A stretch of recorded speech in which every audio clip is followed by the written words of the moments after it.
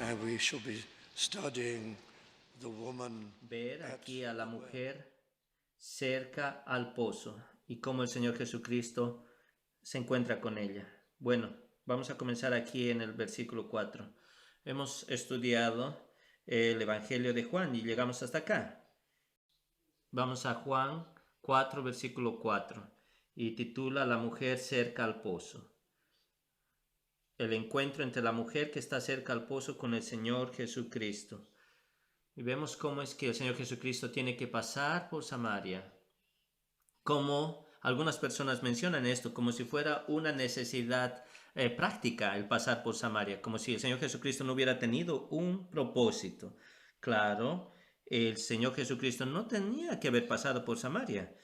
Eh, bueno, fue la ruta más rápida, pero no era la única ruta por la cual él podía ir de vuelta a Jerusalén, a Galilea, perdón. Entonces, bueno, aquí se nos explica en el versículo 1 y se les explica los judíos, perdón, se les dice que ellos no podrían tener ningún contacto con los que vivían en Samaria. Entonces no es algo necesario, como les decía, que el Señor Jesucristo tenía que pasar por ahí. Entonces, esto es triste, el que muchos traductores hablan y dicen y explican que tenían que pasar por ahí por una forma práctica, por así decirlo. Como el Señor Jesucristo, les dije antes, no tenía un propósito. Pero bueno, vemos aquí varias traducciones en inglés traducidos por teólogos liberales. Entonces, bueno, es como utilizan esta traducción. Y aquí, bueno, el apóstol Juan nos explica.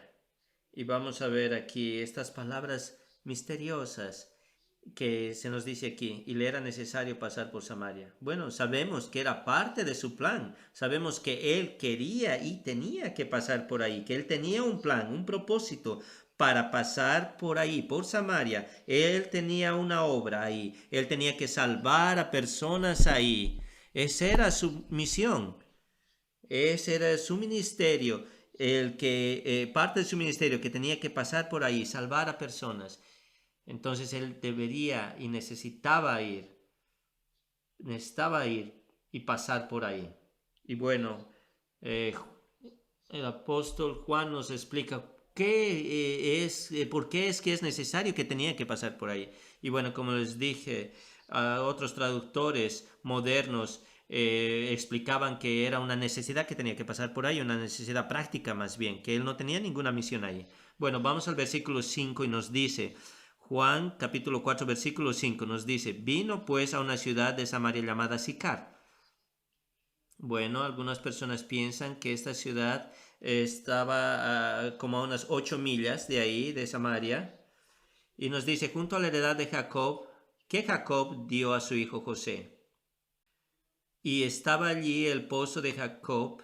Entonces Jesús, cansado del camino, se sentó así junto al pozo. Versículo 6.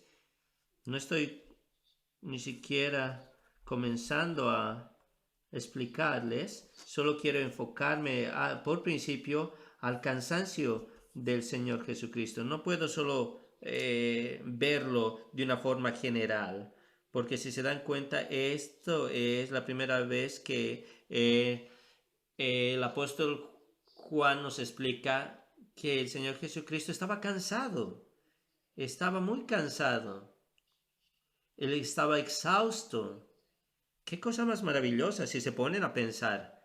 Esto es maravilloso, que la segunda persona de la Trinidad, el Señor de la Gloria, el cual entró en personalidad humana, en cuerpo humano, y a sí mismo llegó a conocer la fatiga y el cansancio como cualquier otro ser humano.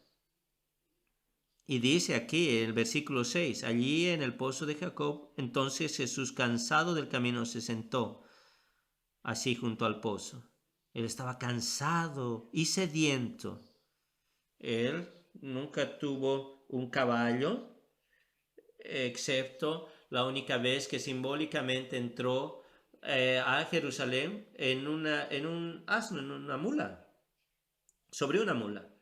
Él nunca tuvo un caballo, una carreta, algo espléndido por la cual él se utilizaba para transporte de una ciudad a otra. No, para nada. Él nunca tuvo nada de estas cosas.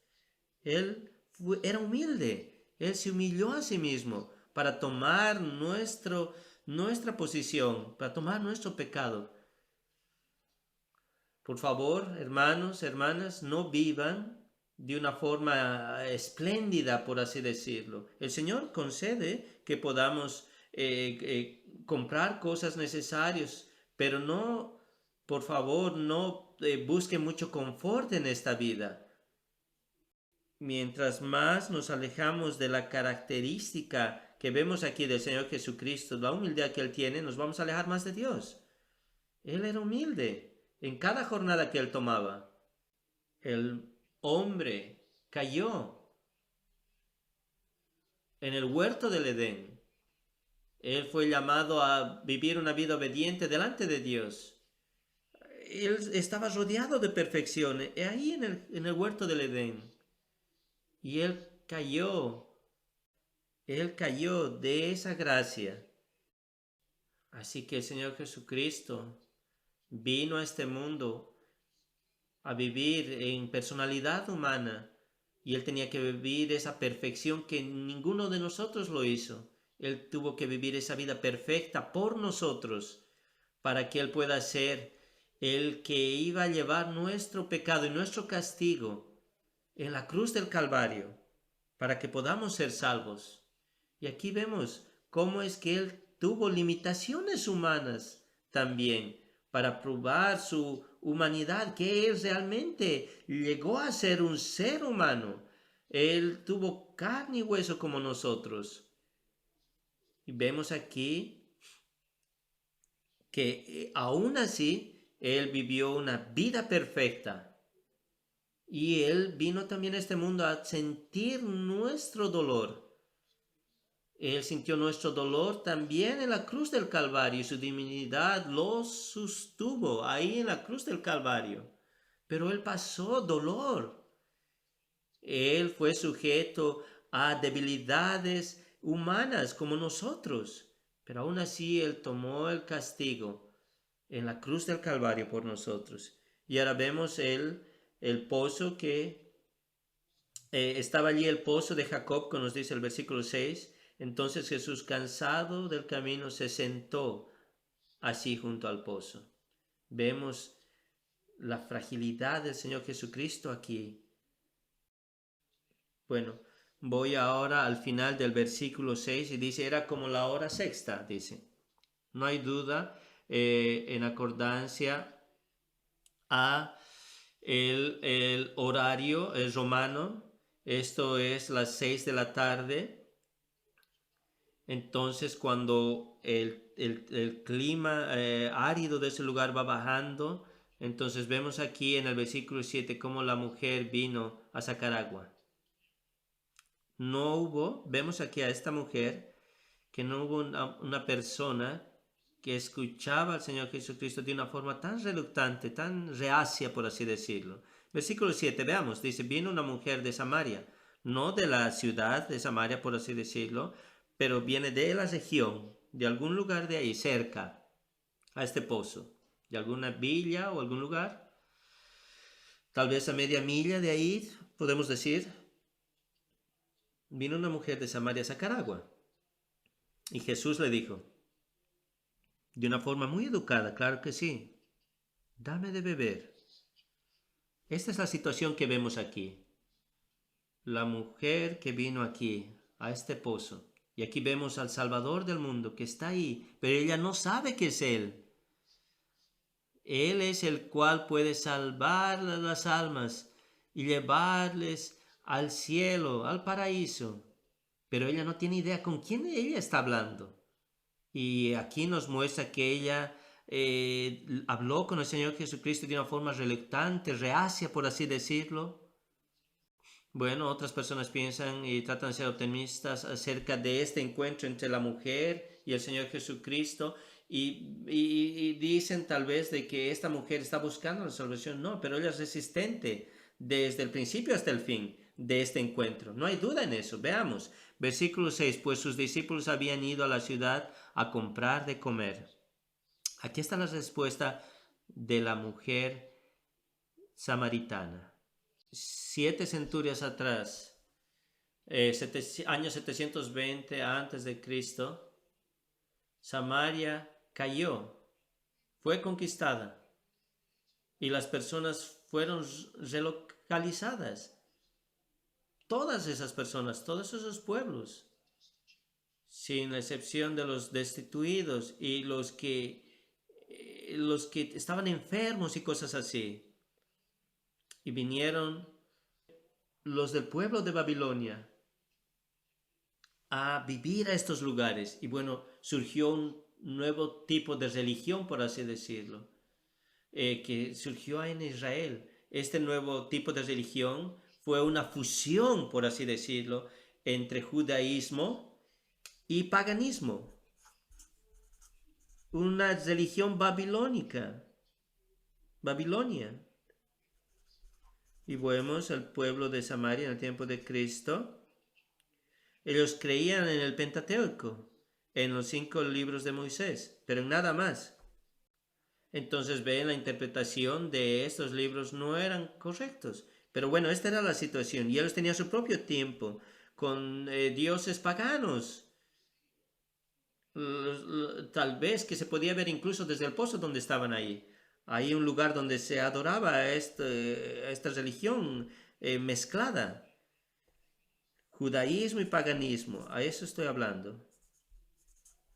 Bueno, de todas formas, aquí vemos en el versículo 9, la mujer samaritana le dijo al Señor Jesucristo, ¿cómo tú, siendo judío, me pides a mí de beber, que soy mujer samaritana?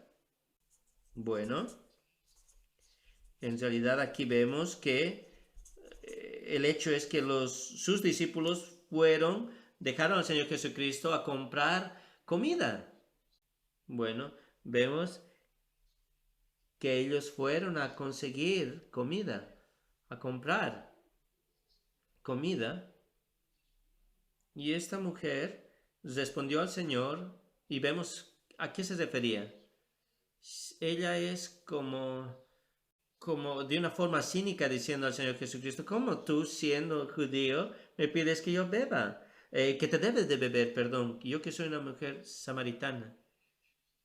¿De qué quieres que te diga? Ella tal vez le estaba diciendo en forma cínica como decir, ahora es mi tiempo, quieres que te dé de beber, ahora vas a depender de mí o una cosa así. Vemos aquí abajo que nos dice, porque judíos y samaritanos no se tratan entre sí. Bueno, estoy seguro que la mujer no dijo esto, pero se nos pone aquí esto para que entendamos, fue insertado por así decirlo, para que nos demos cuenta de que los judíos y los samaritanos no tienen trato entre sí. Esta mujer, por así decirlo, decía, yo no tengo trato contigo, tú eres un judío, ¿por qué me pides que te ayude? O una cosa así. Bueno, son especulaciones. Bueno, trata de ser ella difícil, por así decirlo, dura, reacia. Bueno, yo no estoy contra ella, para nada, pero bueno, este es su momento. Y es una persona que habla mucho. Todo lo que ella dice, sin excepción a lo que vengo, ella utiliza muchas palabras al explicar estas cosas. Versículo 10. Respondió Jesús y le dijo, si conocieras el don de Dios y quién es el que te dice, dame de beber, tú le pedirías a él y él te daría agua viva. ¿Creen que ella se rió o sonrió cuando escuchó esto? Y bueno, el Señor Jesucristo le dice, si tú supieras quién te está hablando. Dice el Señor Jesucristo, si conocieras el don de Dios, ¿y quién es el que te dice? Bueno, ella no va a decir, entonces, ¿quién eres tú? No dijo nada de eso. Y bueno, aquí nos dice algo interesante. se nos dice algo interesante aquí en el versículo 10. El Señor Jesucristo le dice, tú le pedirías y Él te daría agua viva. Este no era solo un pozo, el cual acumulaba agua de ahí del pozo, sino que sucede que esta agua de la que se habla viene de un canal. Bueno, es muy profundo este pozo, fue escarbado y todo eso, pero vemos que la superficie de este pozo es una que viene de un agua, viene de una fuente especial, entonces vemos que esa agua es fresca, por así decirlo. Entonces está dando este ejemplo el Señor Jesucristo. Él está hablando de una forma misteriosa, de una forma profunda, espiritual. Y Él daría una bendición espiritual. Pero esta mujer es tan materialista y no ve el lado espiritual y no quiere buscar eso, ni entiende lo que el Señor Jesucristo le está hablando. Y la respuesta a Él le dice, bueno, el Señor Jesucristo le dice, tú le darías y Él te daría agua viva. Y la mujer le dijo, la respuesta, versículo 11, Señor, ella es respetuosa, le dice, no tienes con qué sacarla y el pozo es hondo. ¿De dónde pues tienes el agua viva? Ella se da cuenta y dice, bueno, tú puedes, si tuvieras una fuente o algo para sacar a esta agua, podrías hacer esto. Pero tú no tienes nada con que sacar esta agua. ¿Cómo es que vas a tener esta agua fresca, por así decirlo, de esta fuente? Pero ni siquiera pasó por su mente de que esto es espiritual. Ahora, muchos de ustedes han hablado a personas y quieren traerlas al Señor Jesucristo y han encontrado lo mismo. Es tan duro hablar a estas personas de las cosas espirituales. Y eso es verdad. Y eso fue también con nosotros. Fuimos tan lentos al principio en escuchar de la palabra de Dios.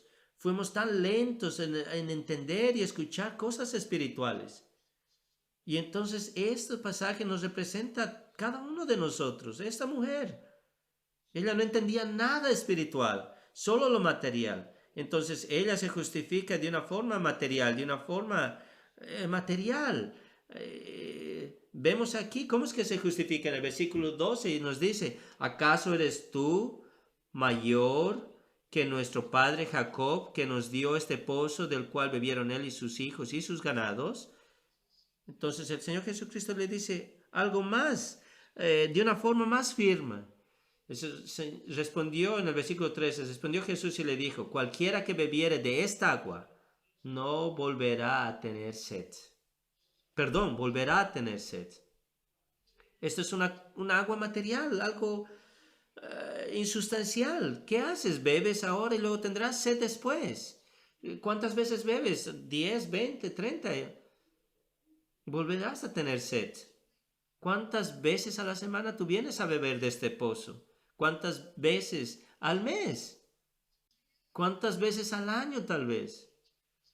¿Cuántas veces en tu vida? Simple agua. Y que se tiene que volver a coger una vez más y otra vez más y otra vez más. Como todas las cosas en este mundo material. Y tú piensas, bueno, si voy a tener esta cosa en mi vida, esta casa, esta posesión, voy a tener una buena vida, voy a estar mejor y ya no voy a necesitar nada más.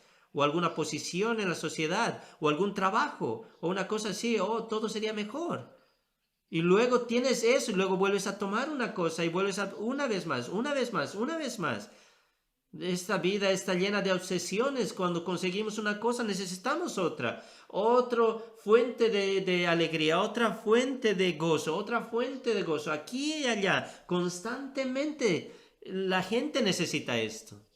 Pero esta es la diferencia entre el agua y la vida espiritual. Vemos al versículo 14 nos dice, mas el que bebiere del agua que yo le daré esta bendición espiritual, no tendrá sed jamás, sino que el agua que yo le daré será en él, algo que esta persona poseerá y nunca la perderá, una fuente de agua que salte para vida eterna. Deberíamos tal vez enfocarnos en esta mañana solo en este versículo, el versículo 14, pero no podemos, tenemos que tratar de avanzar y entender toda esta conversación. Qué alegoría más hermosa de la salvación cuando vemos aquí que nuestra mente es emancipada y llegamos a conocer y entender las cosas espirituales, la palabra de Dios. Se nos da una nueva naturaleza, se nos da un nuevo carácter. Tenemos la bendición de Dios, se nos da una vida espiritual, así que podemos tener una comunión con Dios y podemos orar y que nuestras oraciones pueden ser respondidas por Dios. Y somos bendecidos y cambiados moralmente y éticamente. Tenemos gran bendición, la cual podemos tener esa anticipación al futuro, a la vida eterna. Estas cosas son maravillosas. Versículo 14, más el que bebiere del agua que yo le daré. Esto es trágico, las personas no piensan en el Señor Jesucristo. Y nosotros también lo hicimos en un tiempo y lo encontramos. Y Él se nos mostró a nosotros y Él nos transformó. Pero ¿qué es lo que esta mujer responde? Ella todavía no entiende. Amigos, esto es como yo era antes, muchos años atrás. Como era una mente tan cerrada cuando las personas trataban de enseñarme el camino a la salvación. Versículo 15. La mujer le dijo, Señor, dame esa agua para que no tenga yo sed ni venga aquí a sacarla. Ella sigue pensando de que el Señor Jesucristo está hablando acerca de una agua, de un agua normal, de un agua material. Ella no entiende que esto es simbólico, es el símbolo de una vida espiritual, una nueva vida. Entonces vemos aquí que el tiempo llegará cuando el Señor lanza la primera flecha, por así decirlo, a esta mujer para que tenga convicción de pecado. Y esto puede ser aquí, así contigo, puede ser tú también un gran experto apologético cuando tú hablas a las personas, pero tú tienes que venir a este punto tan sencillo y directo. Tienes que llegar al fondo, que es el pecado de las personas. Tienes que tocar ese punto. Tienes que enseñarles que la fe en Cristo es tener la necesidad y el perdón de pecados para tener una nueva vida y una vida espiritual. Versículo 16, Jesús le dijo, ve, llama a tu marido y ven acá. Llama a tu marido. Eso fue todo para la mujer.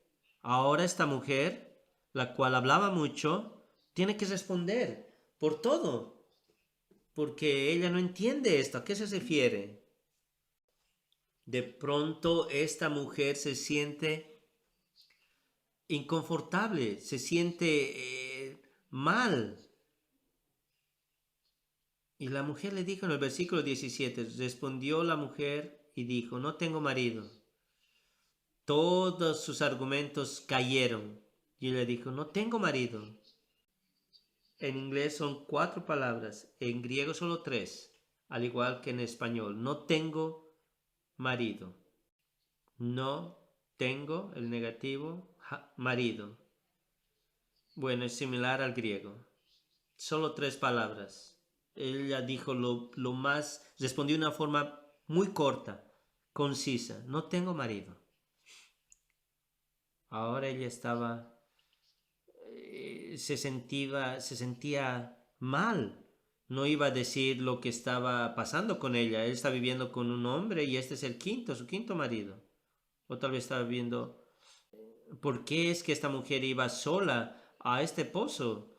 Estas mujeres solían ir juntas al pozo. Era una costumbre que iban juntas al pozo y tener una comunión, por así decirlo, y charlaban y todo esto, pero esta mujer estaba sola en este pozo. ¿Por qué? ¿Por qué? ¿Por el estilo de vida que llevaba, tal vez? Por eso es que ella iba sola y ninguna otra mujer se relacionaba con ella. Y ella mintió al Señor Jesucristo. Le dijo, no tengo marido. Ella no quería hablar de eso. Y Jesús le dijo, bien has dicho. Versículo 17. Bien has dicho, no tengo marido. Porque 5 maridos, versículo 18, has tenido, y el que ahora tienes no es tu marido.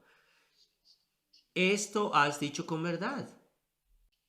Ella seguro que se sorprendió.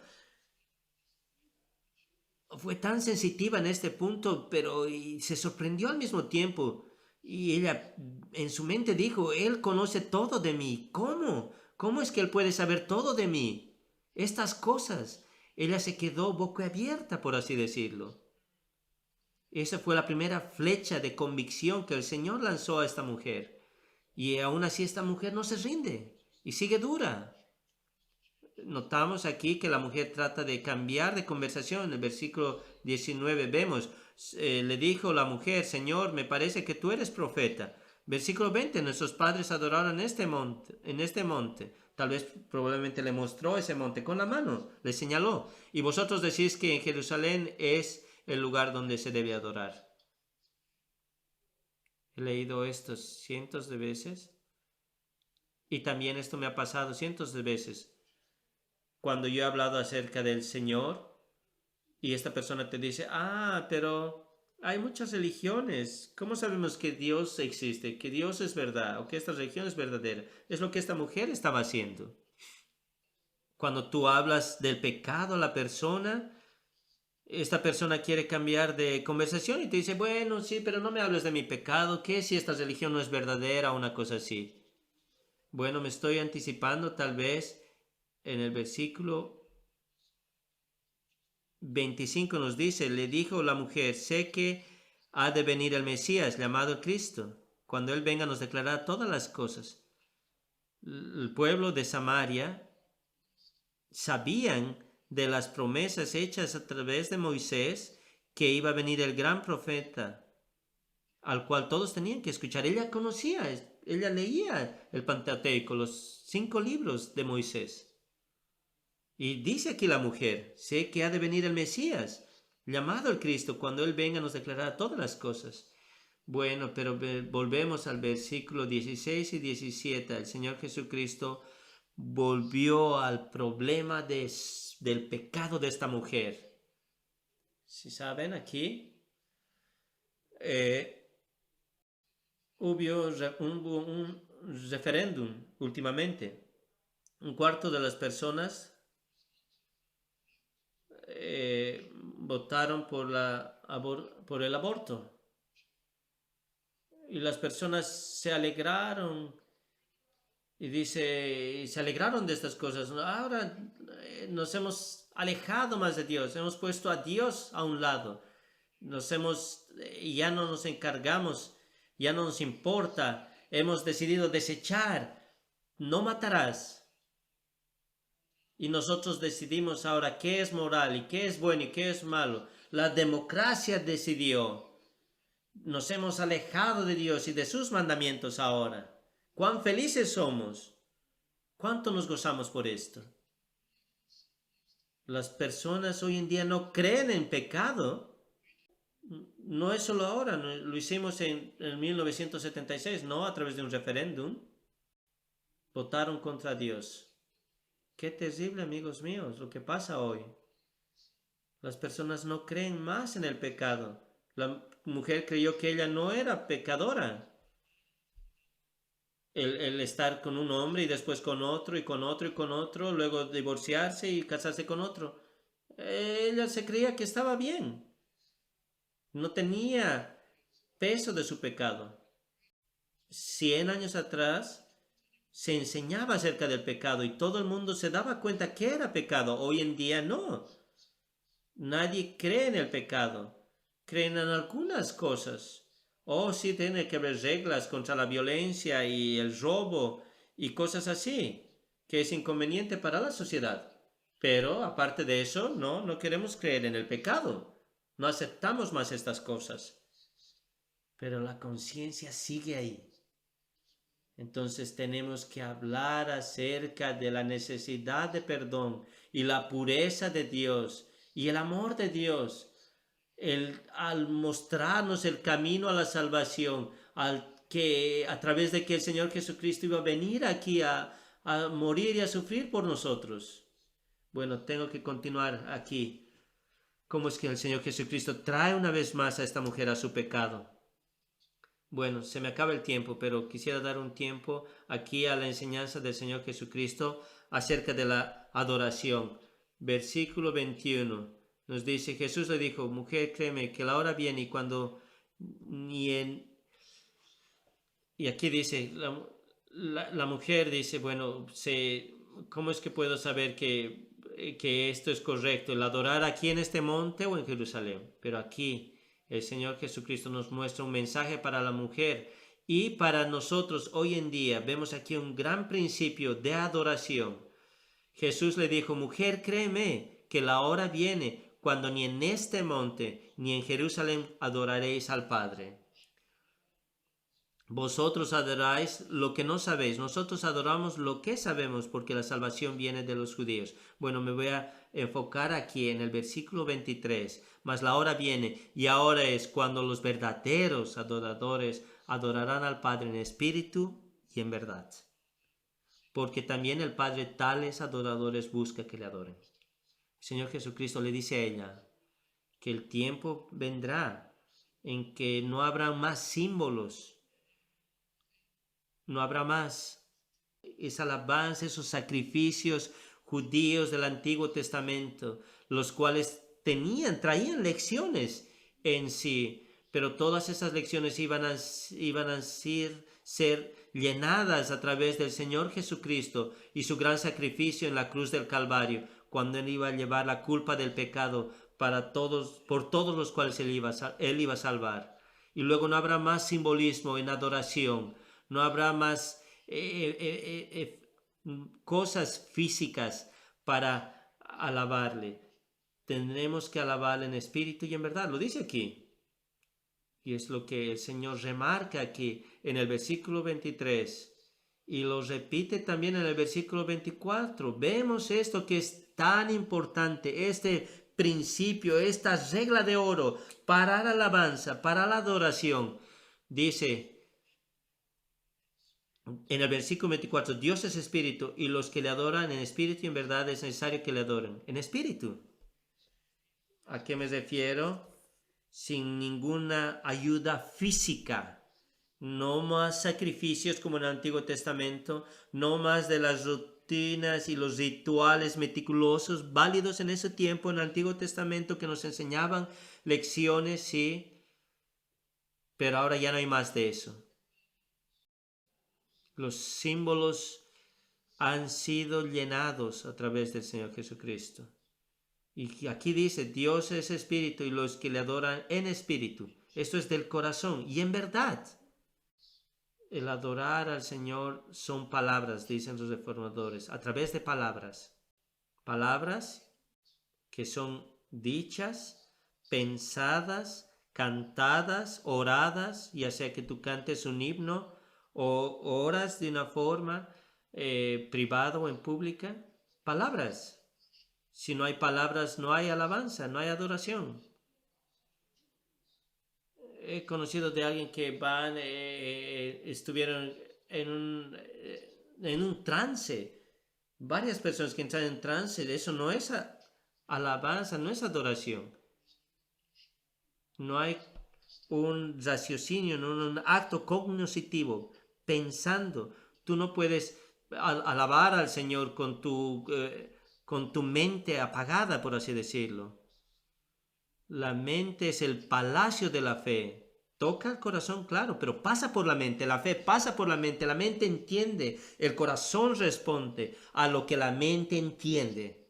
Algunas personas lo hacen al revés. Oh, no, las personas tienen que sentir primero, mover sus corazones y luego pensarán. No. La Biblia no nos dice así.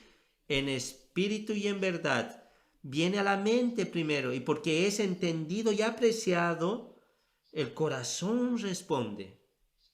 Y las personas dicen, no, esto no es así. Vamos a poner música, una música tenue para que tocar sus emociones, hablarles de historias tristes, para que las personas lleguen a sentir algo en su corazón.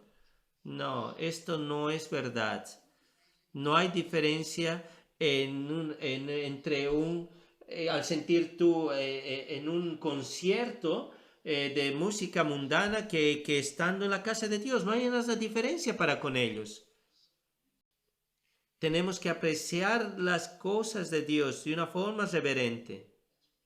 Entenderlo primero y de ahí nuestro corazón se mueve. Por eso es que los reformadores dijeron, saquen las cosas, el teatro de las iglesias católicas, romano-católicas. Pongan el púlpito en el medio y solo a predicar. Vemos y entendemos lo que el Señor nos habla a través de su palabra. Nada como el entretenimiento secular. No tiene nada que ver esto con el adorar al Señor en espíritu y en verdad. Verdad es, se entiende por sinceridad, es algo inteligente. Tenemos que hablar de una forma sincera e inteligente al Señor. Y es repetido 2 veces aquí por el Señor. Quisiera profundizar más esto, pero no tengo tiempo. Lo haré, volveremos un día a estos pasajes. Dios es espíritu, y los que le adoran en espíritu y en verdad es necesario que le adoren. Alguien dijo, Dios ama el rap. Dios ama el rap. Alguien dijo eso. Aquí está la respuesta. Mas la hora viene y ahora es cuando los verdaderos adoradores adoran al Padre en espíritu y en verdad, porque también el Padre tales adoradores busca que le adoren. Busca a ellos, los que lo adoran en espíritu y en verdad. Ahí está la respuesta para los que dicen, sí, Dios ama el rap. El Señor Jesucristo se muestra aquí a la mujer samaritana.